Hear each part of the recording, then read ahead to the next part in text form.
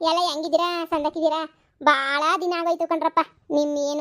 ನಿಮ್ಮ ಅನಿಸಿಕೆ ಅದು ಇದು ಅಂತ ಏನು ಕೇಳಕ್ಕಂತೂ ನಾನು ಬರೋಕ್ಕೆ ಆಗಲಿಲ್ಲ. ಯಾಕಂದರೆ ನೀವು ನನಗೆ ಕಮೆಂಟಲ್ಲಿ ಅಷ್ಟೊಂದು ನನಗೆ ಪ್ರೀತಿ ವಾತ್ಸಲ್ಯ ತೋರಿಸ್ಬಿಟ್ಟಿದ್ದೀರಾ. ನಿಮ್ಮ ಕಮೆಂಟು, ನಿಮ್ಮ ಲೈಕ್ಸು, ಶೇರುಗಳು ನೋಡಿದ್ರೇ ಗೊತ್ತಾಯ್ತದೆ ನೀವೆಲ್ಲ ನಂಗೆ ತುಂಬ ಸಪೋರ್ಟ್ ಮಾಡ್ತಿದ್ದೀರಾ ಅಂತ ಹೇಳ್ಬಿಟ್ಟು. ಅದು ನೋಡ್ಕೊಂಡೇನಿಯಾ ಬಿಡು ಅಂತ ಹೇಳ್ಬಿಟ್ಟು ಸುಮ್ಕಿದ್ದೆ. ಆದ್ರೂ ಒಂದು ಕಿತ ಮಾತಾಡ್ಸ್ಕೊಂಡು ಹೋಗ್ಬಿಡನಿ ಎಲ್ರೂ ಅಂತ ಹೇಳ್ಬಿಟ್ಟು ಬಂದೆ ಕಣ್ರಪ್ಪ. ಎಲ್ಲರೂ ಸಂದಾಕಿದ್ದೀನಪ್ಪ.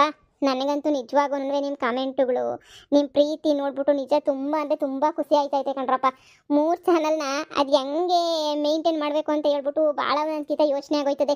ಒಂದೊಂದ್ಕಿತ ವ್ಯೂಸ್ ಎಲ್ಲ ಕಮ್ಮಿ ಆಗ್ಬಿಟ್ಟಾಗೂ ತಲೆನೋವಾಗೋಗ್ಬಿಡ್ತದೆ.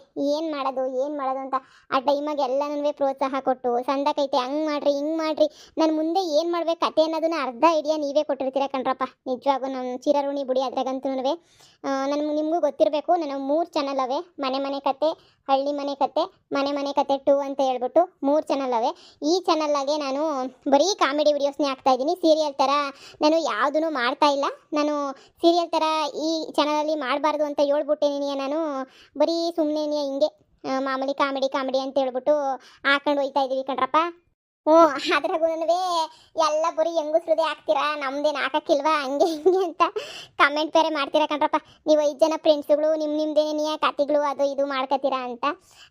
ಅಂದರೆ ಹೆಂಗಸ್ರದ್ದು ಅಷ್ಟೇ ಗೊತ್ತಿರ್ತದೆ ಅಲ್ವಾ. ನಮಗೆ ಗಂಡಸ್ರು ಏನು ಮಾಡ್ತಾರೆ ಅಷ್ಟೊಂದು ಅಂತ ನಮಗೂ ಗೊತ್ತಿರೋಕ್ಕಿಲ್ಲ. ನಾವು ಹಳ್ಳಿನಾಗೆಲ್ಲ ಏನು ಮಾಡ್ತೀವಿ ಅಂತ ಹೇಳ್ಬಿಟ್ಟು ಅದನ್ನೇ ಹಾಕ್ತಾ ಇದ್ದೀವಿ ಕಣ್ರಪ್ಪ. ನೀವೆಲ್ಲ ಇಲ್ಲ ಹಾಕಿ ನೀವು 2 ವಿಡಿಯೋ ಹಾಕಬೇಕು ಅಂತ ಹೇಳ್ತೀರಾ. ನಾನು ಆದಷ್ಟು ಪ್ರಯತ್ನ ಪಟ್ಬಿಟ್ಟು ದಿನಕ್ಕೆ ಈ ಚಾನಲಾಗಿ 2 ವಿಡಿಯೋನೇ ಹಾಕಕ್ಕೆ ಪ್ರಯತ್ನ ಪಟ್ಟಿದ್ದೀನಿ. ನೋಡೋಣ ಇನ್ಮೇಲೆ. ನನಗೂ ಸ್ವಲ್ಪ ಎಲ್ಲ ಕೆಲಸ ಇತ್ತು, ಈಗೆಲ್ಲ ಸ್ವಲ್ಪ ಕಡಿಮೆ ಮಾಡ್ಕೊಂಡಿದ್ದೀನಿ ಕೆಲಸ ಎಲ್ಲನೂ.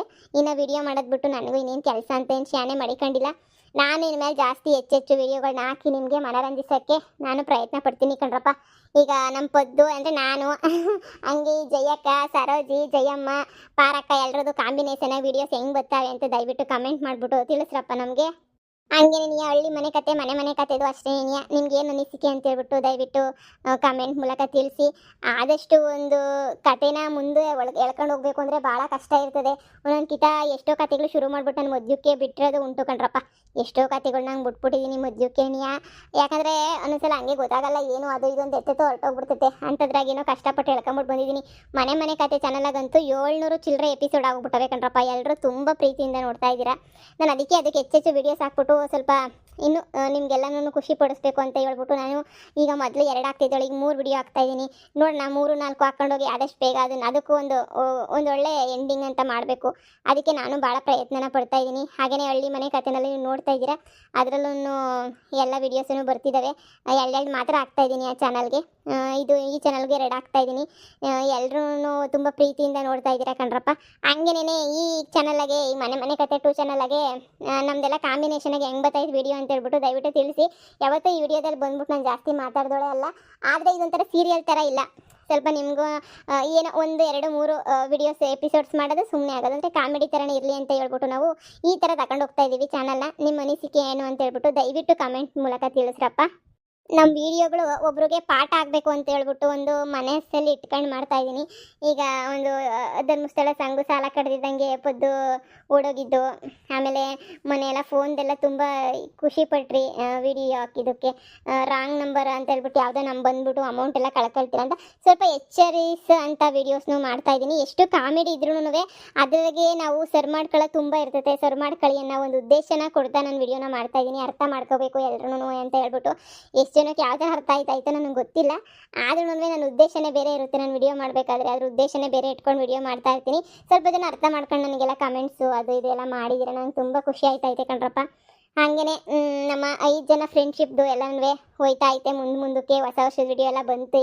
ಈಗ ಮುಂದಕ್ಕೆ ಇನ್ನೂ ಬೇರೆ ಥರ ವಿಡಿಯೋಸ್ ಎಲ್ಲ ಬರ್ತಾ ಇರ್ತವೆ.